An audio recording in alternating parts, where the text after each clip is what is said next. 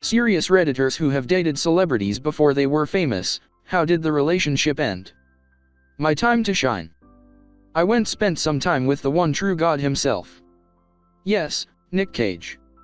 We spent an evening together, not a night. I declined, and he asked me out the next day. This was right after his split with Lisa Marie Presley. We kissed and talked. He is actually a really fascinating person. And, yes, I get endless shit about this from my younger friends. But, whatever, he was hot and I had a crush on him before we met. Dated Gabby from The Gabby Show and SoFlo on Facebook/Vine when we worked for a marketing company called Smart Circle. She's got a big crazy ego to go with it. Good luck to anyone hitting that. She ended up my buddy because he paid more attention to her lol. Edit, no, I do not have contact with her anymore. No, I do not have her number. I didn't even get a reply back to me congratulating her on her newfound success a couple years ago. There's that ego for ya. Edit 2, we worked in a Sam's Club together. I pushed DirecTV like it was crystal meth at the time and she sold a different emerging product each month, both for a company called Smart Circle, and she was actually a good salesman and was very personable. Edit 3, spelling and such. Met a guy in an up-and-coming band first year of college. On and off for years BC I didn't want to date a guy in a band, plus he had dropped out of college to pursue his career and that seemed short-sighted to me. Fast forward a couple years his band is winning VMAs. Fast forward a couple more there are very public issues. Fast forward a few silent years and they're bigger than they ever were. Still the same sweet generous loving man I met, we just now have a bigger, better, more blessed life than I knew was even possible when we first met. Entertainment industry is super weird and fickle. There are times I wish I married an accountant, teacher, or lawyer for the stability, but I honestly wouldn't change it for the world. At this point the craziness is all we know. Olivia O'Brien, who wrote, "I Hate You I Love You," went to my high school.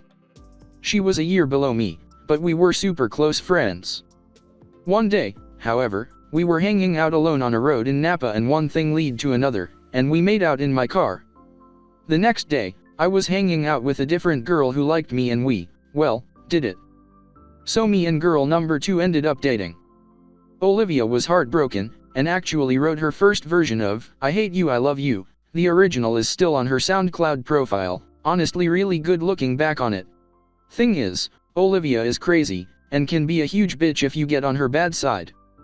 She made my life living hell with my girlfriend, and was one of the reasons we broke up in the long run. Eventually, her and this Nash dude meet up and do the collaboration for SoundCloud that now has a few million listens or something. She was a little bit of a local celebrity but hadn't blown up outside of our town yet. Her and I actually made up, but she left our school and now lives in LA recording new music and I haven't heard from her in a long time. The thing is, she was such a sweet girl and I feel horrible for playing her the way I did, but she's still super crazy. Either way, she's famous now, and I'm studying in college. She's successful in her way, but I wanna be successful in my own. How I hurt her in the past and where she ended up because of it inspires me to be a better person and to see the light at the end of the tunnel. I've dated 2, one went on to be a musician, and one a prominent radio personality. The musician was a fling, lasted a few months and we mutually parted ways on friendly terms. He was very funny and competitive in bizarre and creative ways. He later went to Berklee School of Music and now he and his band tours the US and Canada last I heard. His music is good but I don't listen to it because, I don't know, it feels awkward. The other one was a local radio DJ who did a top 40/rap station here, but his real passion was the band Pearl Jam. He loves that band. He was very cerebral, and we had lots of philosophical discussions. He had me do radio spots, commercials, etc., because he said I had a good voice for it. I later ended up doing things for other stations after we broke up. He broke up with me because I was 19 and he was 28. I was still living at home then. He now hosts a popular radio show in Los Angeles. Both are still good people, neither have become jaded, washed up, or so the grapevine says here. I am now happily married to a non-celebrity. I hung out and hooked up with a professional baseball player on several occasions a few years back. We were never really dating or anything, We did go to Bonefish Grill with his buddies and played a lot of Golden Tee in his basement. That season he won a World Series ring, so that was neat. Things just sort of fizzled out just as quickly as we had met. I was just another chick and was just fine with that. A couple years later I hung out and hooked up with an NFL player. We did things like watch weeds, talk about football and just chill at his place drinking patron. That is 100% true. That season they won the Super Bowl. We still Snapchat and text every now and again about random things, but I haven't hooked up with him since that SB season. He is still on the team. Edit, added more words to the stories. So you should move to KC and start seeing a Chiefs player. Dated a girl who is now a member of a K-pop group, smiley face. We met through mutual friends here in the US, before she went to Korea to become a trainee. She was absolutely the amazing and I can honestly say that I was head over heels in love with her. Relationship ended due to her career choice and the fact that an idol dating is frowned upon. A female idol dating another woman, end of career. I wish her the absolute best. She did set me up with a manager in her company though. That was weird. Manager was fun and we dated for 2 years. Broke up a bit before Christmas due to the fact that his head seemed stuck up his in terms of dealing with cultural differences.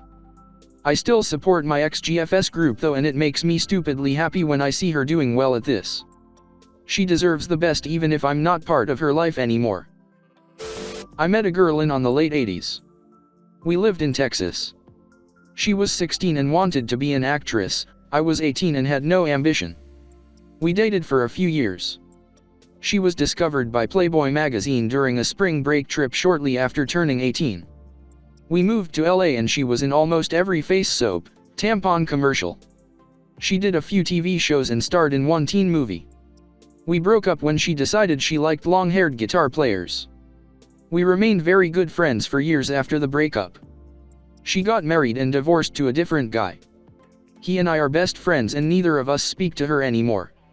Last I heard she was living in a shitty apartment and still trying to get famous. She made a lot of money for a few years in the mid-90s but she's past her prime now.